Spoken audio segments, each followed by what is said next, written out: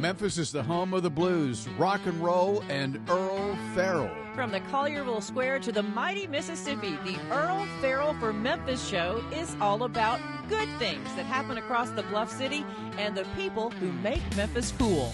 The Earle Farrell for Memphis show is made possible by our title sponsor, Southern Security Federal Credit Union, and by Kathy Thurman Edwards, State Farm Insurance. Plus, Diane Kimbrough, Lady Dive, your insurance PI. Also by Dive Shop and Dive Ventures nationwide. Jim Karras Chevrolet with George Gully. Napa Cafe Memphis and Glenda Hastings. Phoenix Unequaled Home Entertainment. For Memphis Magazine. The Live at the Garden Concert Series. And the Orpheum Theater Group Memphis. Thank you to all the sponsors for making this possible. And now, coming to you from Lansky Brothers, Clothier to the King, inside the world-famous Peabody Hotel, with the heart of a cowboy and Memphis in his soul. Ladies and gentlemen, here's your host, Earle Farrell. And thank you very much, and welcome in on this hot summer day in Memphis, Tennessee. And joining me, and my first guest today is Heidi Kuhn, who is currently the Shelby County Criminal Court clerk. And you're finishing up your first term? It's actually my second term. Second term. Yeah. I knew you'd been there for a while. And Elected so, in 2018. In fact, we worked together before you got elected. And when we were both at the sheriff's office, I was a spokesperson. You were a special attaché. Yes. Yes. And she was kind of from outside, and I was kind of from outside, so that kind of drew us together and said, hey, what's going on around These here? outsiders. It's a gang. Yeah. But then I remember when you ran for the criminal court clerk's office, I thought, well, she'd probably be pretty good at that because you really knew how things worked, which is very important going into any kind of government because it's not like what you think it is. Right. And in fact, I learned that about being inside the sheriff's office as opposed to just reporting on it. But let's talk a little bit more about how you got here, and then we'll talk also about the fact you just announced that you're running for county mayor. Right. So we'll get into that. You're from where? I am originally from Colorado, so I am a transplant. However, I've been in Memphis since 1999, so it's home for me. Yeah. And I've really enjoyed it. And I started my journey with Shelby County government in 2000, like the first year after I was here. I started in the health department, and I have been with Shelby County government for 25 plus years now. What brought you to Memphis? So what brought me to Memphis was actually my ex-husband was recruited by FedEx. We were living in Detroit, and he was working for General Motors. I was working for the University of Michigan, and then he was recruited, and that's how we got down here. And then when you got here, because this is quite different from Detroit or Colorado Springs. Exactly, yeah. What was your initial impressions? My initial impression, it's a lot slower. Here in the South, I was so used to people driving fast and doing everything at fast paced, but here everything is a bit more slowed down. Except on the expressway. Right, yeah. Although there's less traffic here, which I really, really appreciated. And, I noticed some things that I never noticed before, Earle. Some things like racial polarization. I had never experienced that, especially growing up in Colorado. That this was something completely different for me. So that was something that I had to really get acclimated to, at that different type of thinking. Well, it was. I saw the same thing. I moved from West Texas, which nobody was really polarized there because we're all fighting just stay alive in West Texas, the oil patch, But I remember as a kid watching things on Walter Cronkite and seeing, Montgomery and all these riots and then Memphis and Martin Luther King Jr. being assassinated here. And I'd ask my dad, I said, what are they all mad at? He goes, it goes back a long way, son, and the people don't want to change. It's going to happen whether they like it or not, but... I said, why are they skirting them with fire hoses and putting dogs on them? And to any rational person, it doesn't make sense. And then when you get here, when I came here in '78, and I remember seeing a Memphis police officer whacking some guy with a billy club at Overton Park because they were not letting people stop there anymore, and this guy wouldn't move his car. But then the guy just starts to open his car door and starts whacking him, and I'm going, oh, wow. Well, okay. And then after not long after that, I went to a Ku Klux Klan rally in not Olive Branch, but I guess it was Yeah, it was Olive Branch, which is a very small little Mississippi town. Mm-hmm. And so I remember the news director saying, grab a photographer and go down there. I said, okay, and who wants to go? And the photographer going, not me. Not me. Yeah, right. I can understand that. And so it was, but for the most part, it was not anybody you really knew that had these attitudes, but you saw it, and you saw it. But what I've always done is just treat everybody exactly the same, and I've never had a problem. And I think that where it comes from is disrespecting other people and doing it in an obvious, flagrant way. But it's still, and I noticed that the very thing about that I liked about Memphis was people do, if they like you, they like you, and if they don't like you, they just don't really hang around you. Right. So it's not like they overtly are mean to anybody.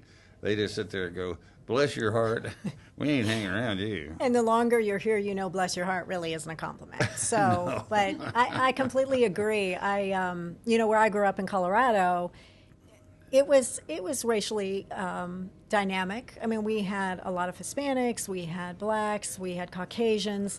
My school was about 60-40. But I don't ever recall there being any racial tension or issues. We all dated one another. We were all friends. And so when I moved here, it was completely different. And it's interesting because two people have said different things about me. They say, one, they love me because I don't see color. And these are coming from black individuals. And the other one said, oh, I love her because she does, but she respects it. And both could be true. Yeah, absolutely. But I actually love the latter because I do respect people for who they are. I don't necessarily look at their race. I treat people as I would want to be treated, like the golden rule, So I think that's been a part of my success. And a lot of people don't like transplants, Earle, especially here in the South. Well, I had the advantage of coming from Texas and being rather large. So they may not like me, but they didn't tell me to my face. Right, yeah. But the only thing I could probably find that they had a difficult time with is you talk fast. And they're sitting there going, could you repeat that, ma'am? I'll do it, but at twice the speed. Did you ever get any pushback because of that? I mean, just the fact that you are originally from Colorado, but nobody's ever come to me and said, well, I don't think you should report the news here because you're not from here. Right. You're either good or you're not. I think some people have told me, and it's been a while, but it's like, well, you wouldn't understand because you're not from here. And a lot of people, you just learn how to acclimate and understand where people are coming from and understand that people, when they talk about what school you came from, it's not about what college. It's more about what high school. Yeah. When people talk about the Central High School, and there's a sense of ownership with that. And so people wonder, well, where are you from? And if I were to say Mitchell, because that's my high school, there is a Mitchell here. And they're like, really? You're not from here? You Mitchell girl? Yeah. But I don't get a lot of pushback. I think that people appreciate the fact that I have a different point of view and perhaps that I have different ideas. But being here since '99, I think that has really given me an education, and I understand a little bit more about where people stand here. Yeah, I always love the phrase, it's a Memphis thing. Yeah, exactly. And like, we're not supposed to understand. I go, listen, I've been here almost more than half my life, and I said, I think I get it, and I think if you're observant at all, and I think that's what everybody in the community likes, is if in your conversations with them, if you'll point out examples of what you're talking about, and they go, well, he or she really knows what they're talking about because that's right. Right. And we all know what's right. And if we address it, and nobody can really argue with you. Correct. Yeah. But I try never to argue with anybody because you're not going to really change anybody's mind, but you can let them know you know what you're talking about. And I think that's what the appeal that people have with you is that you go out in the community and you do it on a regular basis. You don't just show up, it's time to run for office again. Correct. I feel that at this place in my life, I've always given back to the community and I always want to be a part of the community. And so being the criminal court clerk has offered me this platform to go into the public, but it is something I've always done. And you're correct, Earle, I don't just do it during election time. I think it's important for people to understand that you are in the community for the entire time that you're elected. Well, either you're part of it or you're not. Right. And that's the way it works.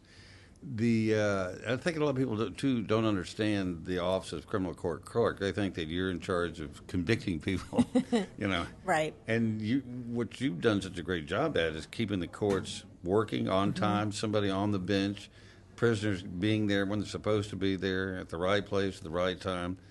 It has to be very well organized. But I've also noticed that all your employees, because I see a lot of the posts that you put up there, things you do with your employees to honor them for the hard work they do, which I think is also very important. But they're all very happy. I mean, I did a restaurant show called My Favorite Restaurant for 10 years, went to every restaurant in this part of the world. And you can walk in the door and feel the essence of that restaurant. Is it a flatliner, or is there energy and excitement in this restaurant? And I think even in government departments are that way. You've got people that are very happy, and it gets around pretty quick. What's it like to work for them? Right. And apparently your people like working for you. Well, I appreciate that, because I believe that a simple thank you, it's a small thing, but it means so much to people. And the work that we do is difficult. For those that are unaware, the criminal court clerk's office is basically the administrator of the 9 criminal courts, which are, of course, the most heinous of crimes, your rapes, your child molesters, your murders, things like that. It's some heavy stuff.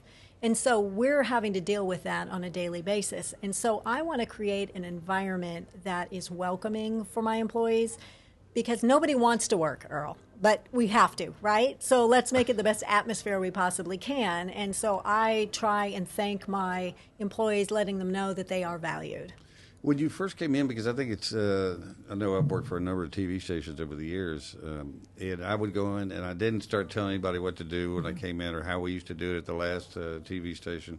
I'd come in and say, show me how you guys work here. You know, I want to be part of this. And I think that's very important, is not come in and shoving people around, telling how bad you're doing things, but let me learn from you. And is that kind of how you came into it? I did. I believe in having those candid conversations with the employees that are there, because they know what works or what doesn't work. And unfortunately, I kind of inherited a mess and had to do a forensic audit and all of that. But the employees are the backbone of the office, and you have to get their buy-in and really respect them. And when they provide you with ideas, I think you really should run with those, because they know what works and what doesn't. I ultimately need to make decisions, but I think having their buy-in and input is important. Well, and good ideas can come from anywhere. Right. I mean, you don't have to even been there very long, but they could notice something that's not working and say, you might want to take a look at this. And I think it is important to really listen to people, not just your constituents, but the people that are working for you, that are ground zero for everything that's going on in your world. You just recently announced that you're going to run for the Shelby County mayor. Correct. And we were talking before the show, you're not the first person female to run for city or county mayor, but proud now nobody's ever won except for males that have run. Was it a difficult decision for you to make? Because anytime, just in observing people that are in politics, that the minute you announce for something, you have people that are immediately on your team, and then you have immediate enemies, and you don't even know why, and you don't know really who until you start getting out there. So what was the decision process like? So I've been considering this probably for a little over a year, and I think that it's a decision that cannot be made lightly. I think a lot of people wake up sometimes and just decide, hey, I think I'll run for office. And that's not what I wanted to do. I wanted to make sure that this was something I wanted to do. I want to make sure that there was a path. And I truly believe that being in government for 25 years, I have seen the good, the bad, the ugly. And I have done well in every position I have held. And I just think that I was ready for that next level, because I've done the work, I put it in, and it's just a different level. So running for mayor just made sense to me. My sister she's retired now, but was an executive at a bank in Texas, a big statewide bank. And she was always talking about, well, we're going to Austin today, but the boys are all flying on the private jet, and we're flying on Southwest Airlines. And so I got to see firsthand how the glass ceiling does exist. And I used to tell her, I said, how do you get around that? She goes, well, one day they came to me and said, we're going to start doing this. And I stood up, took my letter opener, and stabbed my desk and said, it's not happening here. So they turned around and walked out. And so sometimes you just have to stand up. And if you do stand up to people, but they know that you can only be pushed so far, that defines who you are. And we've all seen people that just go with the wind, whichever way the push came from, you go with the push. And so is that something you've always done, is establish yourself as your own person the minute you come into any of the positions you've had? Well, it's interesting because people always ask me, oh, do you think that the county's ready for a woman? And what I think the county's ready for is someone who's experienced that's been in government. There has never been a mayor who has climbed the ladder like I have and had all these leadership positions and seen it from a different perspective. I'm not just a councilman or a commissioner who signs off on resolutions. I've actually done the work. And I think that's important to note, is from conception to fully operational status. And that's what sets me apart. Now, so you can see clearly I'm a woman, but that's not why I should be mayor. And I want to make that distinction of I'm the most experienced individual. And so that's what people need to realize, not that I'm running just because I'm a woman. There's so many people, especially younger people now, and because that really aren't into parties, Democrat or Republican or independent. They tend to vote for who they like. Is that what you're finding in this instance when you're going out and getting in front of people? And are young people getting interested in this race at this time? I wish more young people would. I think, unfortunately, there aren't a lot of young people who come out and vote. And I think there needs to be more voter education and just really working on getting that younger generation to vote, because I think there's such an apathy right now. But when I'm going out and talking to people, I think that they can understand that I have represented and fought for Shelby Countyans across the county, not just one sector, not just one division, not just one district, not just one municipality. I'm able to touch in several of the different municipalities, and I think people can see that and understand it, and so I can work across the aisle or whatever I may need to do. I've needed to do that in the state too, and so I think I have that experience, and going forward, I think that's going to help me. Part of getting young people involved is that their opinions and their votes actually matter, and I think it's just getting in front of them. I mean, we're trying to have more and more younger people on my show, just because if young people see young people, they go, "Oh, I'm interested now." Right. And because their opinions do matter, and it's like I said a minute ago, good ideas can come from anywhere, and I think hiring them. Do you see that in local government, though, as far as hiring goes, that it's the same people getting the same jobs, or are you starting to see an influx of new people? Well, in regard to my office, it's very interesting because it's very diverse. So we have people who are 20. I have an employee who is 76. So there's that diversity. But I think that the issue is the generations have changed. Our generation kind of had that loyalty with not necessarily government, but businesses, things like that. They stayed in an organization for 10, 20, 30, 40 years. I don't think you see that now. The younger generation, they're kind of moving around. And I think a lot of that has to do with that instant gratification, and I think it's because of the technology. I mean, if you remember, we had dial-up, we had phones that, rotary dial phones. We only had, 3 or 4 networks. TV stations, and now there's all of these stations. You just click. Everything is instant for them. And so I think that's part of the problem, is they jump around so often, and I worry about that generation. There's absolutely no savings. They're not going to have retirement plans. They're not going to have pensions. So I do value their opinion because I think they are changing kind of how we view the world. I mean, you've got canceled culture, and you've got things that have changed legally because of what they think. So I would hope that they believe that voting is just as important. When you look at Memphis now, you've been here long enough, 99, to know what it was like in those days and how much it's changed. One reason we moved downtown was to say, hey, we need to bring attention back to downtown. People need to start coming downtown. And there are safe places to go, and there are fun things to do here. And so all the guests I'm having on are all driving downtown. I went, well, it seems okay so far. Right, right. But I think it really is getting them. You got a lot of people living downtown, but they tend to say, well, I don't go past the parkways. And then you get the people out east saying, I don't go inside the parkways. Are you optimistic that good things are coming, and with all the construction? I mean, downtown looks fabulous now. Yes, and to go back to something I do with the criminal court clerk's office is I'm a big proponent of second chances. And I often say just because you have a past doesn't mean you can't have a future. And I completely think that Memphis and Shelby County has a bright future. And we need to capitalize on that. I agree with you, Earle. I think that sometimes when people come to the FedEx Forum for either sporting events or concerts or whatever it may be, they leave immediately. And so it is our businesses and our restaurants that are suffering downtown because people are not visiting them. And so we want to change that. We need to change that lens of negativity. And I don't know about you, but I'm tired of being on the list for everything negative. And I like to equate it to consider the state of Tennessee in your head, the way it looks. It's a big rectangle. Well, where is Shelby County on that?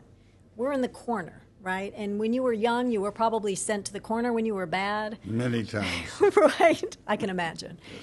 So what I say, though, is we may be in the corner, but that doesn't necessarily mean that we're bad. Like, we can change the behavior. And I really believe that we can change Shelby County because you're right. We have so many great things going for us, and we don't need to sensationalize the negativity. Let's start looking at the positive, but we need to take steps to turn that negativity around. Well, it kind of starts with local media.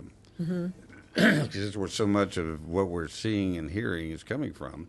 You go to Nashville, and I was there recently, and I noticed that there's nothing bad on the news about Nashville in Nashville. So somebody's apparently sat down with the news station saying, let's put a good foot forward. Maybe that needs to be done here in Memphis, and go sit down with the media. When I came on with the sheriff's office, we went to every TV station and said, here's how we operate. You ask questions, we'll get them answered for you. But don't put stuff up like that. One time, I don't know if you remember, they put the sheriff's address in East Memphis, and we went to see him and said, you can't do that. Right, and right. They went, why? I said, how about we put your address on all of our bumpers of all of our sheriff's cars? Say, if you have a problem with what's going on in Memphis, this is somebody that is in the news business, call them.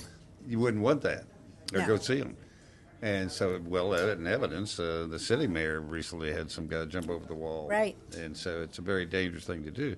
Well, and I think people are becoming so desensitized to the negativity. I mean, you see all these alerts come across your phone, and you're like, oh, there's another one, there's another one. What if we started to highlight the positives and people became more attention to that instead of all these negatives? Because I heard just, unfortunately, I think a 7-year-old was shot today in Whitehaven. Yeah. And again, it continues. And that's all the news is. Nobody wants to listen to it anymore. It's so depressing. How many people do you know that you'll say, did you see this in the news? They said, I don't watch the news anymore. All the time. That's the same exact all thing. The time. Yeah. And I don't watch it, and I used to be in it. Right. Maybe that's why. Rob and Beth, who work with me on the show, were both with CBS, and have been part of it, and none of us watch the news anymore. It's depressing. It's depressing, and it's really misleading because there are 10 times more good things happening in Memphis every single minute than there are bad. Yeah. But it ain't getting out there, but it is on this show, and that's why I wanted you to come on, because I think you are a good thing. I think you're a good thing. It's kind of what Memphis should be about, is helping everybody that lives in Shelby County and attracting more people and putting the good image forth, and that's going to take the leadership that's in city and county government. So, yeah, I truly believe in leading with courage and compassion. I mean, you can be strong in your convictions, and you can change the county around, but you also have to have some compassion about the past, the present, and the future, and to make sure that you're working with people. Well, and you mentioned Second Chance a minute ago. Let's talk just a little bit about that, because that is one of the programs that you kind of instituted, which I really like, because if there were one thing I did learn by being in the sheriff's office, I was in the jail a lot. Right. And talking with the inmates. And at the gas station where we fill up our cars, and they had trustees working there, so you'd see them every time you went to get gas. And you start realizing these are all just people that made a mistake. And you'd talk to the people that were getting ready to get out and working at the gas pumps, and I'd say, you coming back? Say, I ain't never coming back. Right. And so for the people that do go in and they see that they made a mistake and they were committed to getting out, but it's not easy because, many times you don't have a driver's license anymore. You can't vote. You've committed a felony, and that with all that goes along with it. I don't think most young people realize what entails with that it is in trying to find a job, a place to live, anything. Right. And so tell us about Second Chance, what that affords the people that take advantage of it. So one of the first things I wanted to do is to make sure that we did expungements, and either an expungement clinic or just expungements in general. And my predecessor, really, that wasn't a priority. Now, we need to fill out the paperwork. That is part of our job. But having the clinics, which we've done, we've held 29 clinics across the county, and we've seen about between 100 to 800 people at these clinics. Wow. You know, we've all made mistakes, and some of us have gotten caught, and some of us haven't. And a lot of people that are not proponents of second chances are like, well, how can you possibly do that? You're letting out murderers and rapists. And no. To be eligible for an expungement, it has to be a nonviolent crime. And typically they're drug-related crimes. And there are certain things that you have to fulfill before you can get an expungement. But Earle, I'm so excited to tell you, we are at almost 10,000 expungements since I was elected in 2018.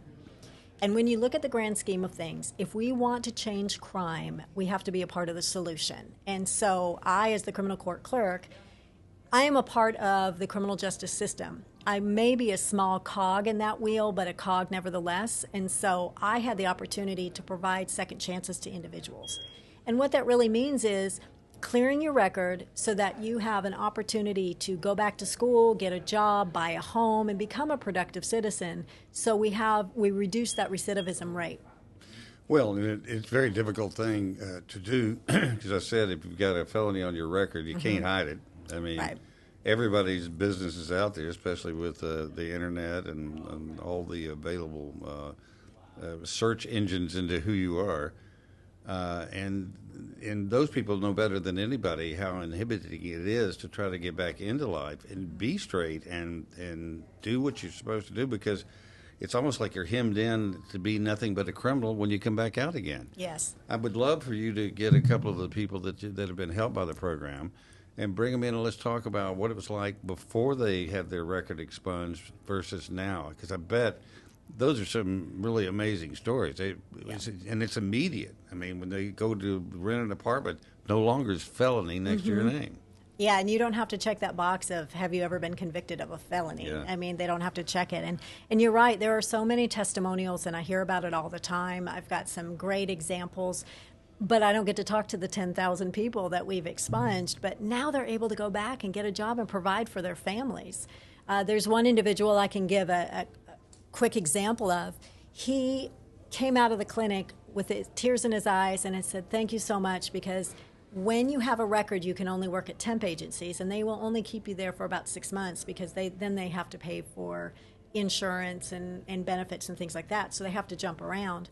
And he had 4 daughters, and he said, now I can get a job and I can get benefits full-time and provide for my family. And that's what it's all about, because we don't want people to go back to a life of crime. And for the most part, people want a second chance. They want to work.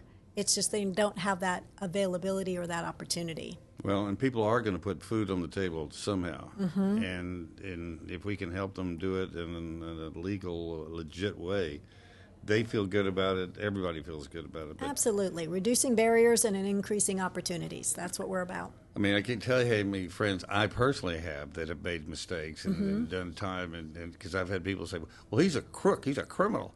Was it because he did time? They said, yes. I said, some of the best people I know have done time. And I think people would be very surprised. Yeah. The other thing I think people would be surprised about is when you think about expungements, I think most people think it's a man. And out of the 10,000, we have expunged over 3,500 women.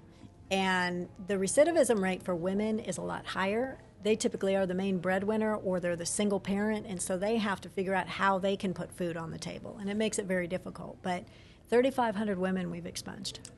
Well, I think it's a good program, and I think that there are a number of people in this city that do hire people who are ex-convicts and make it well known that they do, because they said, we think these people could become contributing members of society again, but they ain't going to do it if we don't help them, because everybody needs help. So. But they got to take that first step, you know, and a lot of people don't even know they're eligible.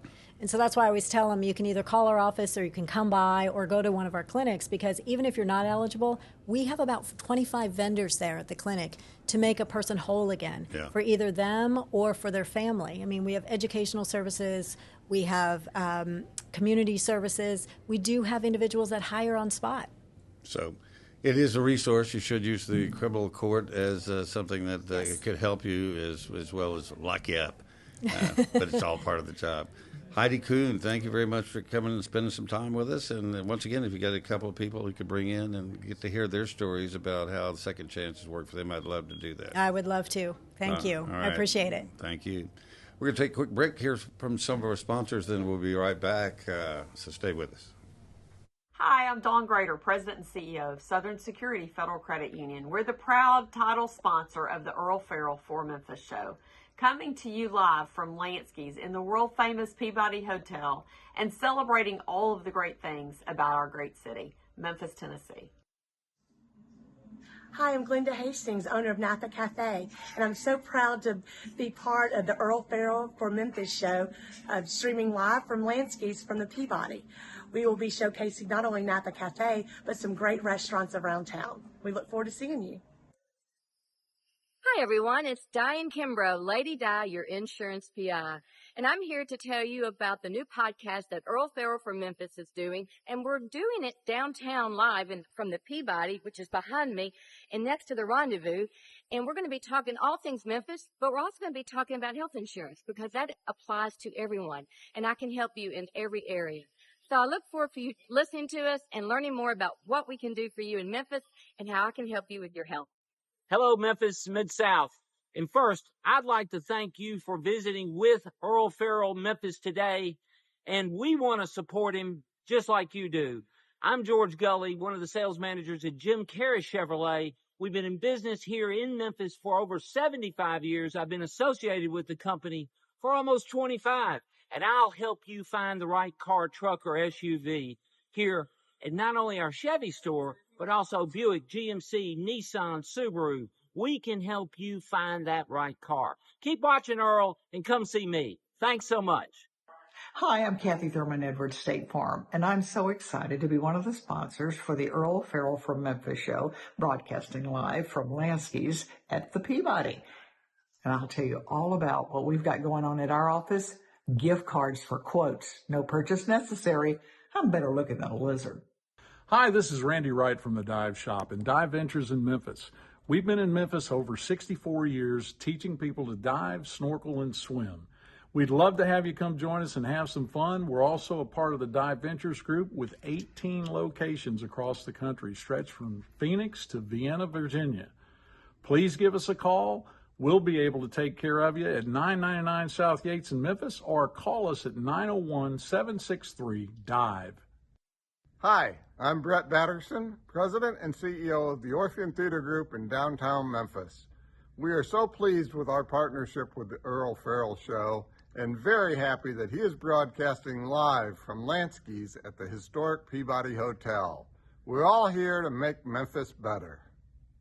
Hi, my name is Jameson Todd, and I'm the director of Live at the Garden and the Radiance Amphitheater.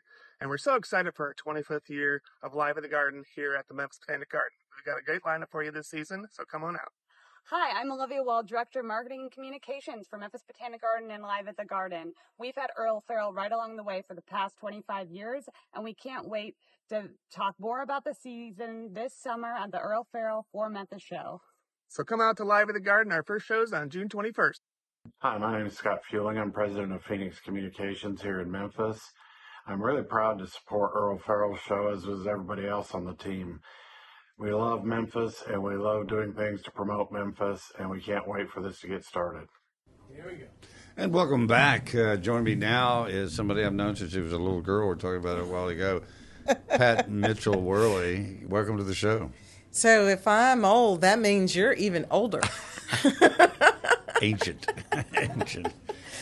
Yes. No, but your relatives, your mom, your uncle. I've worked with Ethel. I've worked at Channel 3, and then again at Fox 13. And she keeps going, I'm getting out. I ain't coming back. She keeps saying that. Then she's stuck at home, keeping up with the news from the outside. Yeah. You go, these people are idiots. That's what I think that you reach a certain age and then you're just like, what are they doing? So. Well, you've been in broadcasting most of your life, really. I mean, I remember back to the days of Beale Street Caravan. How long have you been doing that? Oh, my goodness. I don't even count anymore. It's over 20 years. Wow. I think I've passed 25. And it is still enjoyable. And it's just a fun show. It's a fun show to do. And a lot of people don't know that it comes out of Memphis. They don't know about, Beale Street Caravan. But it's a great chance to catch live performances. And it's not just that you hear one song from the artist, you hear multiple songs. You hear a whole set. And you get to meet them and talk to them. Is it strictly a radio show? Have y'all thought about transforming it into a podcast and just simulcasting the whole thing? So much work. No, You're right. Yeah, we're here right now. I saw the behind the scenes things that happen, but it is an audio podcast, but there isn't a video component yet. And the Caravan is still heard on so many radio stations, public radio stations around the country, and then NPR worldwide, and public radio in New Zealand, Australia, Japan. So the listenership is just amazing, and all these people are listening to Memphis. Well, we see so many of them coming here into Lansky's that are from the United Kingdom, Germany, France. The world really comes to Memphis because of the music in Memphis that has been here, and it keeps going out of Memphis with your show. And I know Elvis Presley has Sirius Radio that's out there that play all Elvis's songs. But the music is just so rich here in Memphis from so many different places. And also you're involved with the Stax Foundation, which Stax and the Stax kids are out there. I mean, what do you hear more from people that they're listening to the radio show, that they came here because of Elvis, or is it because of all the music that's over the years? I think it's everything. It's Memphis can be overwhelming if you're a music fan, because where do I go? There's so much. I could do so much. And you have to pick out what's your trek through Memphis going to be. For us at the Stax Museum, we know that our museum is one of the top drivers of people to Memphis. People come to Memphis to go to the Civil Rights Museum, Beale Street, Graceland, Stax Museum. That's the experience that they want. I think that we hear a little bit of everything, though, because the music that Memphis continues to make is on the map also. So people are just like, oh, this artist is from Memphis, and I want to go to this place. And so we didn't stop making hit songs. We didn't stop making these really unique artists. They're still here today. I think that it's a little different in the sense that not everybody is listening to one radio station. It's not remember the days where you only had like 5 TV stations to choose from. Now people are getting media in so many different ways. And so the hard part about that is it's hard to create like this flood of this certain artist or this certain sound, because people are getting it from so many different directions. Well, even you go to Stax and you walk down the halls and look at all the album covers from from Mom's Mabley to, Booker T and the MGs to, it's all over the place. And it wasn't just music, it was comedians like Mom's Mabley. I just brought it. People forget about the comedians that were on Stax. They forget about the Stax had a gospel imprint. It's like immediately people say Otis Redding, Barkays, Carla Thomas. But if you start going deep, there's so much. Well, and the thing with the party records, Red Fox and all those guys used to make party records, and you go, what's a party record? Well, that was them telling their stories, but they couldn't be told on TV because TV wasn't going there then. Yeah. And it really is, the history is so broad. What I think somebody should do, and you can say you heard it here first, they should do a timeline of what was going on in Memphis with all the different recording studios at the same time. Because Elvis was, at Sun, and then he was with RCA. Then you had Royal Studio, had American Studio, had all these different places, and all these hits coming out at the same time. But I've asked artist David Porter, did you know what was going on over at the Royal Studio? He said, kind of, but we're so busy doing what we did that it was, yeah. And they played at different, there were artists like James Alexander talks about how they went to different studios and they were working at different studios for the studio musicians, but everybody was pretty much trying to just keep up with what they were doing, because you look at all these songs that were coming out. It was just like, and really I think that it is not appreciated how many songs were coming out of Royal and Stax and, with Chips Moman, with it is so much easier today to record in everything that is digital. There is not a moment where you're like snipping a piece of the tape and then putting it in, fitting it in over here to make you're not splicing together pieces. I mean, it is a different experience to record music. And now you can just do it in your home studio. And people are. Yeah. And selling their CDs out of the back of their car after they finish a gig someplace. So distribution, everything is totally different. It's changed. Yeah, the internet. Woo! What a ride. But at the same time, you can do it, but it's also the whole market is flooded with everybody doing it. How do you break out of the pack? How do you single out? And it really comes down to, I don't think there's any replacement for hard work. You look at the artists who made it back in the day, Johnny Cash and all those people who was being out on the road, the Louisiana Hayride, going to little bitty towns that nobody knew anybody lived there. There was Elvis performing, and he performed everywhere. And so you have to work very hard. And music business is not an easy business to get into. It never has. It probably never will be. It never will be. And to make a living in it is a lot of work also. We spend a lot of time at Stax Music Academy with the young students in, teaching. We've added more and more education to how to make a living in music. What is intellectual property and why do you want to own the song that you're singing? All those things we spend a good bit of time with now, because it is it's really hard to make a living as an artist in general. So being able to teach that piece of it is an important piece for them to be able to have a sustainable career. Well, not like that, it's not really a full-time job, even though it is a full-time because it's all your time, but you got to keep eating. You got to be able to live. And that's one of the things you should probably also teach them, is to say, get your day job, and then... Well, hey, B.B. King had a day job. He worked across the river at Newberry Tanks. Rufus Thomas had a day job. There was... all of these creatives have often had more than one job, and it was the thing that supported them until they reached a level where they could just do that. But not everybody gets there. No. And that's the hard part, is that some people say, well, I don't know about this. I love performing on stage, but I'm a really good producer and I can make more money doing that. Or I'm really good at doing PR, or I'm good. And they find other areas of music and entertainment where they have skills, where they enjoy it, and they move away from being that person that needs to be in the center of the stage.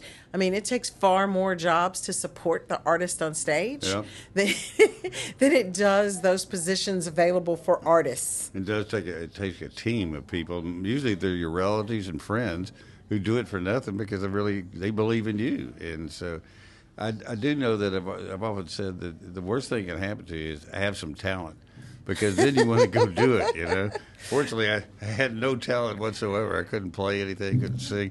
And so that's why I'm called a fan, because I can't do it. I'm a fan also. Yeah. I was fortunate enough that my best skill that I started perfecting at the age of really before I hit 1, which was talking. And I'm really good at it. And so I have a job that allows me to do that.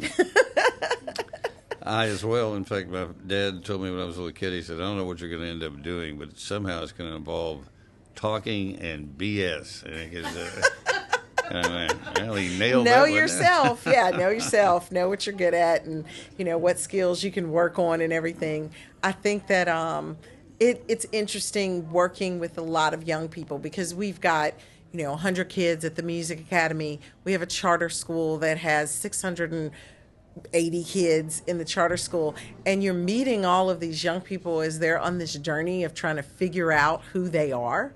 And the same child that you're dealing with in 6th grade, by the time they're a junior and a senior, you're just like, oh, wow. They've really come into themselves. You can see what direction they're going in and everything. And so I think that's part of the magic that happens on the Soulsville campus, is that we're surrounded by all of this potential. So it keeps you positive no matter what you're reading in the news, no matter what what the stories are. You stay positive because you're surrounded by young people and their ambition and their hopes and how they're going to get there, and really being able to nurture them and mentor them through that process. And so I think that it keeps all of us on our campuses, just these overly positive people. Well, but that's why I think what they say and do should get out there more, because they still have hope. They still have plans. They still have ambitions. And they're living them right now. I mean, especially with the Stacks kids and the academy. I mean, they go tour around so people get to see them. But just their energy, being around them during rehearsal and all because people that are my age have been so beat down by life, yes. that you sit there and go, kid, let me tell you something. If you make it, I'll be amazed. So you can't really listen to older people, but the older people will tell you. In fact, I had Charles Osgood tell me this. I said, how do you know you make it in the news business? He said, the people that make it, and this may sound very simplistic, are the ones who never quit. Yeah. And you think about it, you go, well, you look at all the people that rose up to be main anchors and everything, they never quit. Everybody else go, I'm not taking this anymore, and they quit. Yeah, there's an element of that in thinking about, even as, we lost Bill Moyers last week, which was devastating to me because I was just a little kid news junkie, and I used to watch the news every week. Every day I was watching the McNeil-Lehrer report as a child. I was reading my newspaper every day. So watching media and how it's changed has been very interesting. But I will tell you this, a little bit of good news, a little bit of Memphis thing to be proud of. Today, the students from the Music Academy left for Washington, D.C. All week they are performing at the Smithsonian Folklife Festival. They have a performance every day. They are also leading workshops and a part of workshops on R&B music. And it's a professional development and performance piece. They're getting paid for it. They're so excited. They were, oh my goodness, they were so excited to go up there. And it's one of those rare opportunities where we get to take Memphis music and turn other people onto it, get them excited about it. And it's our kids that are leading. It's the young people who have the opportunity to talk about it. And that is everything that we see in Memphis. We talk about our legacy a lot, but the legacy is kept alive by young people. And so it is, for me, I get excited about that. I remember when I was a young person and I was just like, well, why didn't this happen? And why didn't this happen?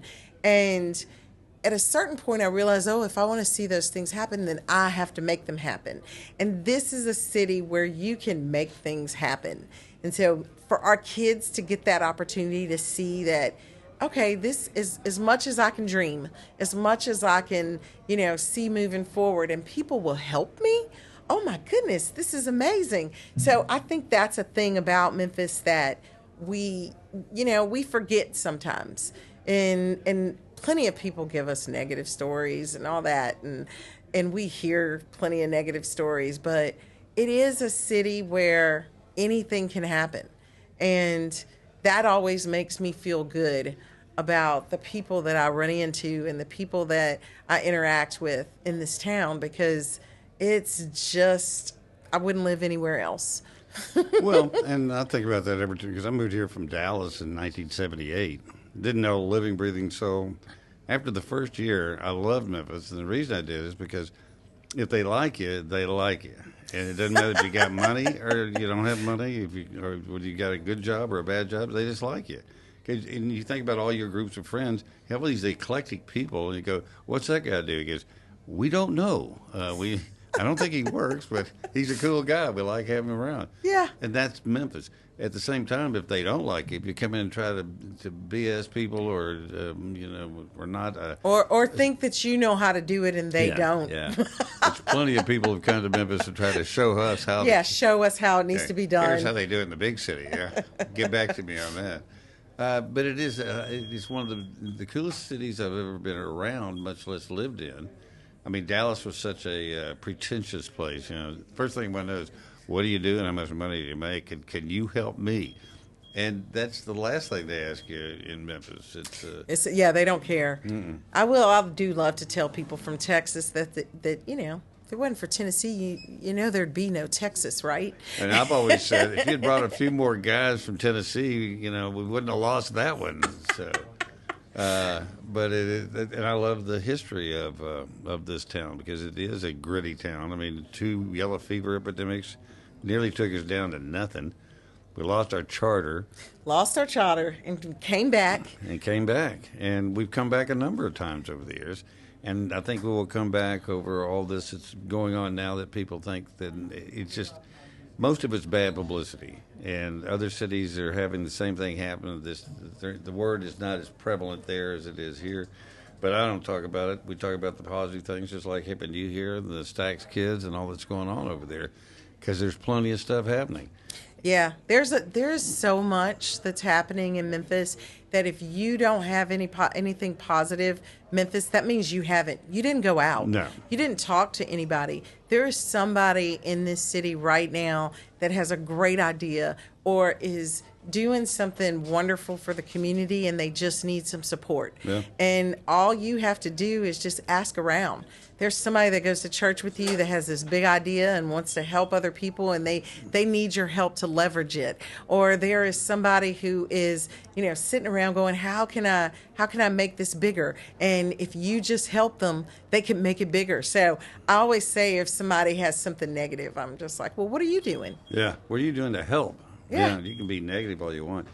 I do think that people do have ideas, and you should always listen to them and encourage them. I mean, some of the ideas I've had over the years, I've had people, nobody's ever done that before. You can't do that.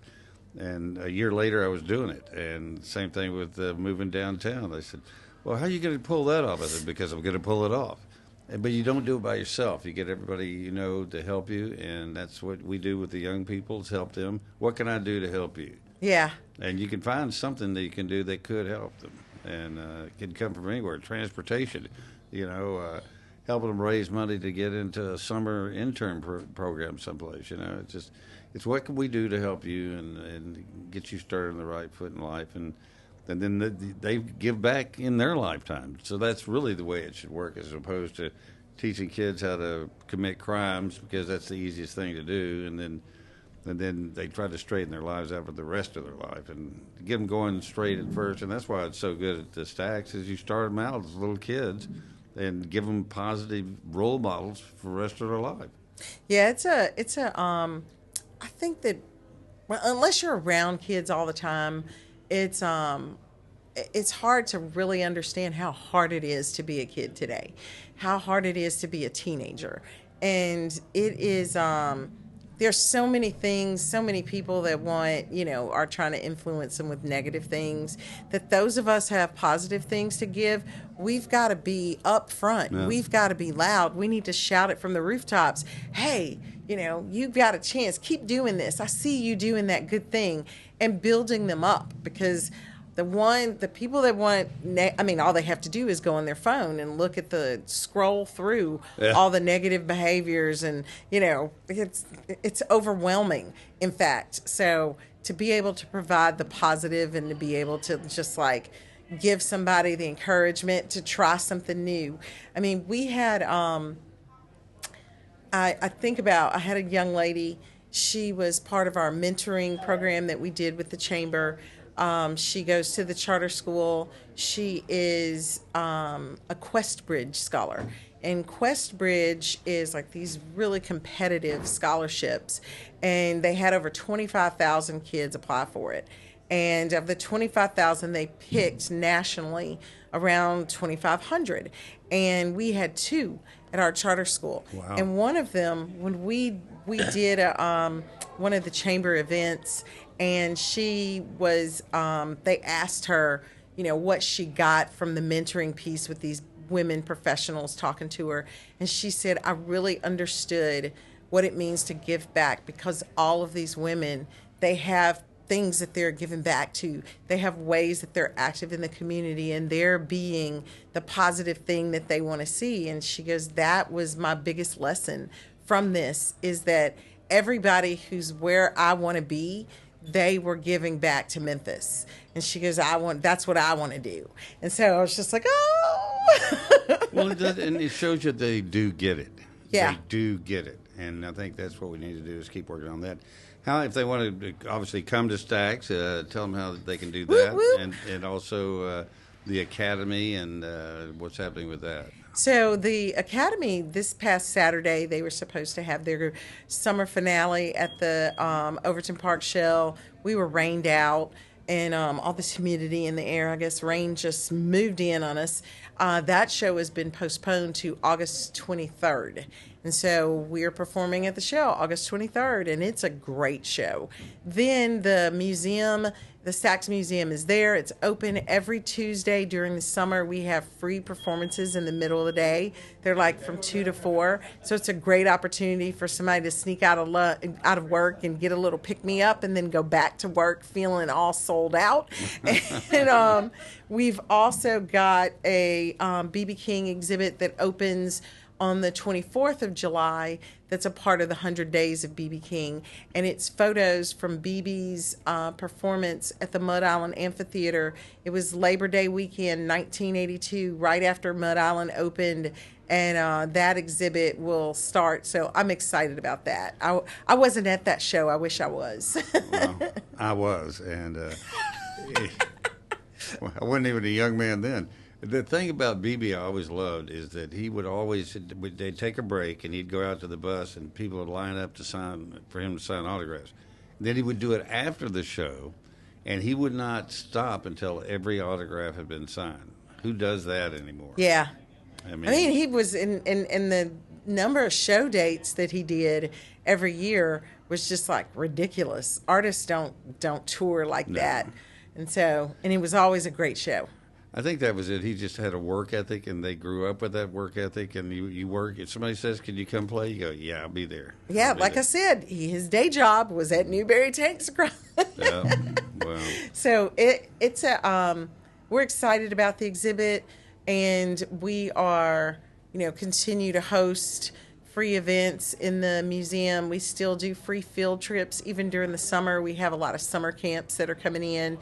We want Memphis kids to know the Stacks story, feel proud that it's a part of their city. Yeah. And it's amazing to watch them go through. And they're like, oh my goodness, this Isaac Hayes car, this Isaac Hayes desk, this Isaac Hayes man was just like all that, So it leaves an impression. Well, it does. So, Pat Mitchell, thanks for coming by. Always good seeing you again. You look great in that Lansky's jacket. I know. This is like the coolest set I've been able to be on. I'm in Lansky's. I'm wearing a Lansky's jacket. I don't even wear animal print, and it looks good on me, okay? Yeah. So, and even the table is an old Cadillac. Did you know that? I mean, everything about this is like, you get the award for coolest set in town. Well, that's why we came here. We were looking for that award. But Pat Mitchell, thank you so much, and we'll have you back, and bring some kids with you. Oh, I'll do that. All right. Okay. Great. Thank you. Thank you. That's our show for today. We'll see you next time.